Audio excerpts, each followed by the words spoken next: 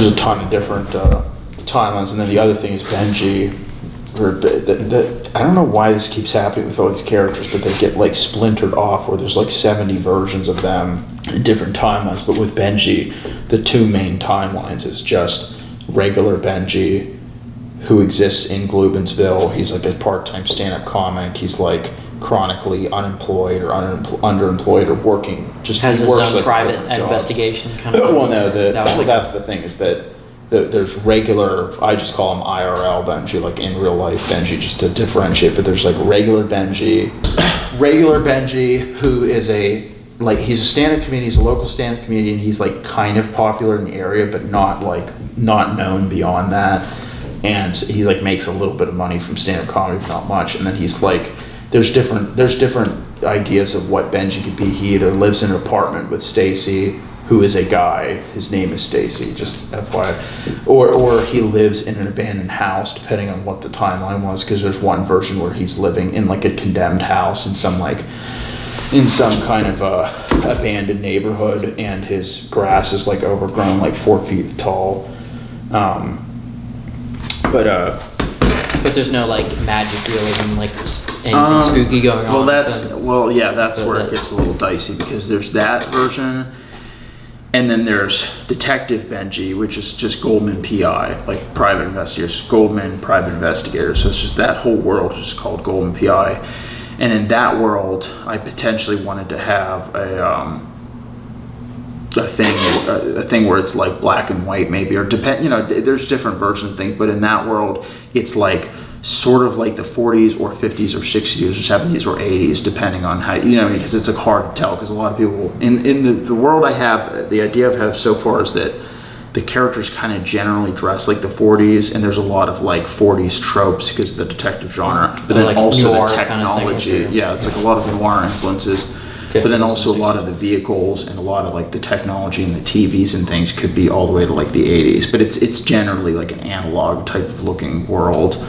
And in that world, there's alternate versions of all the other characters, including Teddy. And in that world, I would like, it would be nice to definitely have Teddy be like a mob boss type of character, like a recurring thing. And that's actually maybe a solution to the issue of Teddy having too many attributes, is you just take one of the attributes of him being a mobster, and you just dump that in the Goldman PI universe. And then in the regular world, Teddy is not mobbed up or anything. It's just a church thing, and his background is acting.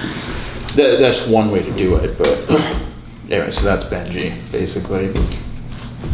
Yeah, and then there's another horrible stand-up comedian, Jay Foray, that came out of, I think, it's something I was, like a tiny little bit that I was doing of just like kind of making fun of kind of just all stand-up comedy, which is like, what's the deal with, like the whole like behind a brick wall with a light, like that kind of like the Laugh Factory kind of thing, or whatever the hell the dry bar comedy kind of stuff, where it's just like very just low, it's like low quality. To me, it's just low quality, or like we both hate stand-up comedy, with some exceptions. Like there's some like people who are like kind of perfected it to such a degree that, or where they've stepped outside the medium and like kind of twisted what you expect from it, like maybe Bo Burnham, but like not a lot of them actually do that. They kind of just play it straight, which is fine sometimes, like saying like your story if you have a good way of telling stories and whatnot.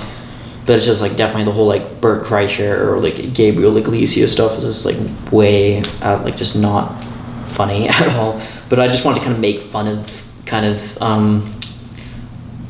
just like kind of like the like the Jerry Seinfeld type of like something like I'm the type of guy asking what happened to the extra sock in the washer, or like this or that, or it's very just like trite. Yeah, like it's very sorry. boring. But like the thing is like Jay Foray like thinks he's like hot shit, or not hot shit, but like he thinks he's like so like provocative and like edgy. He's such an edgy comedian. Can he say that? Is he allowed to say that? In that sense, it's like maybe a little too close to the Bruce Chandling Kyle Mooney character he did on SNL, where he's like, can he get away with saying that?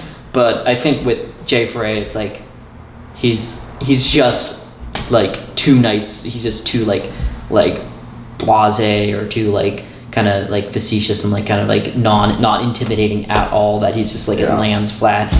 but there's like other kind of darker edges I think we thought of, where it's like Jay Foray with like a puppet, kind of like Jeff Dunham type puppet, and he's like, the puppet starts to like, you know, say things that he does, and it's like, you know,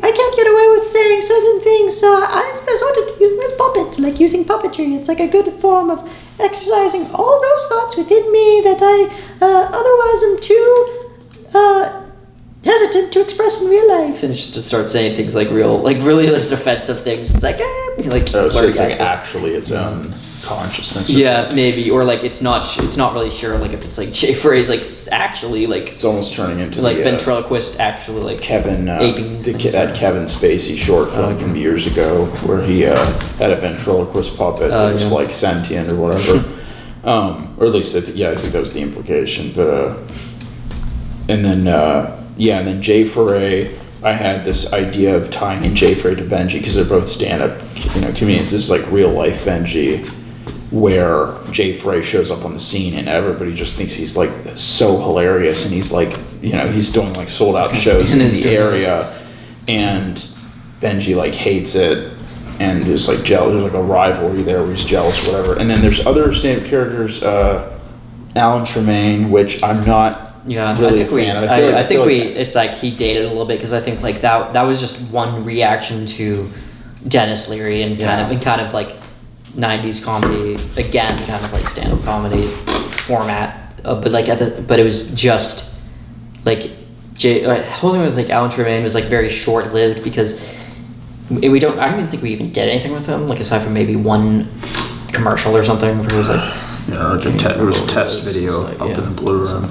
But yeah, it was like something like basically like, oh, he's like so offensive. He's like talking about like cone cups and like, oh, how stupid cone cups are, or you know, like, or talking about like like something about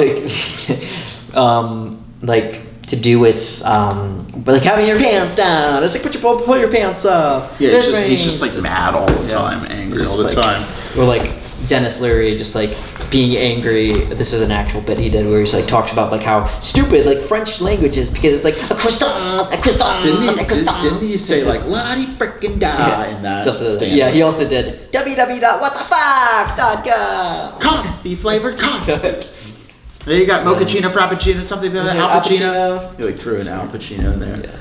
Yeah. I feel like there might still be a place for Alan Tremaine, but at the same time, I feel like Alan Tremaine is just a little too one note and kind of like, as a character, sort of like. And my idea was to have a song that Alan Tremaine did that was basically the asshole song, but it was just I'm a jackass instead. It's like the exact same thing. It's like I feel like Alan Tremaine might still be able to do in passing. Yeah, like maybe a more limited way. Whereas like Jay Foray, I feel like has a little bit more legs to stand on to show up, especially because you can do certain things with him, like with the pool guy, Hector the pool guy. I think you could make just more of kind a character arc. Like you can see he's actually very like in like trauma over his like his failed relationship with his wife. Maybe like a plot line where he tries to kill Hector the pool guy. He's like, die!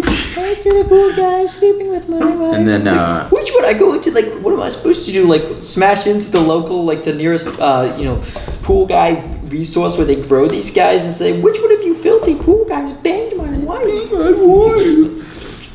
And then there was as far as on the topic of stand up, there was. What's the character? Cody Brooks did stand up, and it was like I still don't quite understand that, but it was like whatever. It was like he did. I think the joke was like he was like supposed to be making a joke about how like depressing his songs were or something, or I don't know. Yeah, so it was like. Then again, I guess the whole Cody Brooks thing, that was like something he made when I was like 16, 17, so it was like very just. You're done with Cody Brooks, I guess. Yeah, pretty much. Dead, retired. Yeah, he's retired. Completely retired. He's retired and dead. Yeah, because it was too close to like Flight of the Conchords, kind of like musical comedies. Like it's something that it's very like I love musical comedy, like when it's done right, obviously. Like Tim Minchin stuff, like his like wordplay and all that. Like, but like I think the thing with Cody Brooks was like it was just too loosey goosey. I think like he was just like, oh, he's like hipster. Like we're like making him like a hipster, and he's like supposed to be a moody musician guy. Like we're making fun of indie rock and stuff, and it's like meanwhile it's like I grew to kind of like love and become basically what I didn't like about Cody Brooks, I guess, or what I was like kind of like suspicious of. Like now that I'm just from the very thing you hate. Yeah, like I'm basically now I'm making depressing music unironically or whatever. But like I think like it was just done with too much irony that I didn't really have it within me to continue doing, and like all the stuff. Like now it's become like now I'm more interested in like fascinated by like just the idea of just being sincere, I guess, with certain things and like playing it straight, I guess. And then also Cody Brooks was like, it was supposed to be like a jokey thing of him as a character, but at the same time it was like music video was Cody Brooks, and it's like played basically straight, and it sounds like a real song. So it was like there was sort of a tonal just thing like kind of like that I guess like sense. certain things like I guess I don't know if like Tim and Eric did that sometimes, where it'd be like a song that's actually like good unironically or something. Yeah. But like I guess there's something to be said about like mixing sincerity with irony, I guess. I'm not really sure like what the perfect kind of ratio is, if there is any, but yeah, I think it was just like trying to be like maybe making fun of, or like the self-deprecating, like whimsical kind of nature, I guess.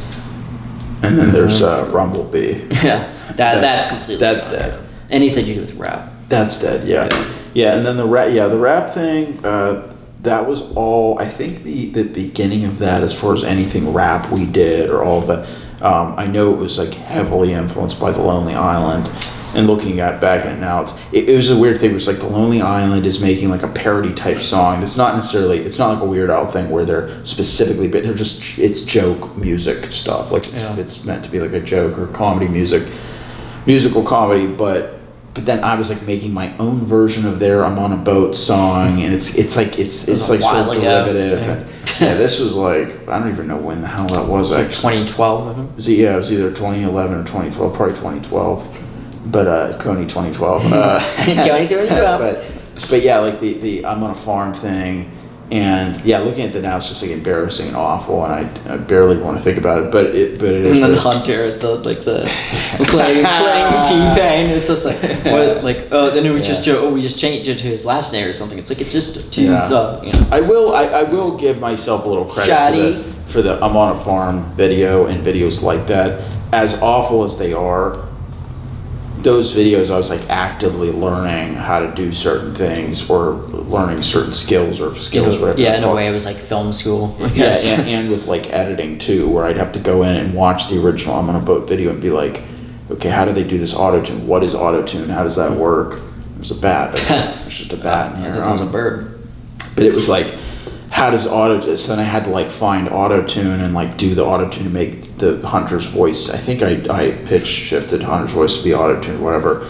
Or like certain visual effects were like, okay, this matches the shot in I'm on a Boat. Or, I was trying to match it very closely. It's like, we got to buy a top hat now. Or I had a line. Like, you talked about like the whole, like, you changed it to like something in the ascot tie or something. So then I wanted to get a vegetable themed ascot tie. Obviously you can't buy that anywhere because it's too specific, so I bought vegetable themed fabric, and then I cut it and tied it to look like an ascot, blah blah blah. Like, so it all like worked. So I'm kind of patting my previous self on the back for all that, at least to kind of go through the process and learn whatever, even if the final product is like just derivative cringe. But yeah, the last rap thing we did, I think, was the Hobbit thing. We never finished it, probably for the fucking best. We never finished that. Yeah. And it was supposed to be, was it like it was basically, I think it was us rapping about going to see the Hobbit. I thought it was supposed to be like also a collaboration between Cody Brooks too and probably or something, where he was like playing guitar. Yeah. And I know part of the idea was that we were going to dress up as like Gandalf and hobbits or something. Or no, we did actually film some green screen shots of us. Yeah, with the Bilbo Baggins style jacket. Yeah, the Bilbo Baggins jacket and everything like that. And I think part of the footage was going to be us literally at the theater. We were going to film at the theater of us going to see the Hobbit movie or being next to the poster or whatever, and like trying to low key rap to the music at the theater. It's like, oh god, like I'm glad we never made that, but.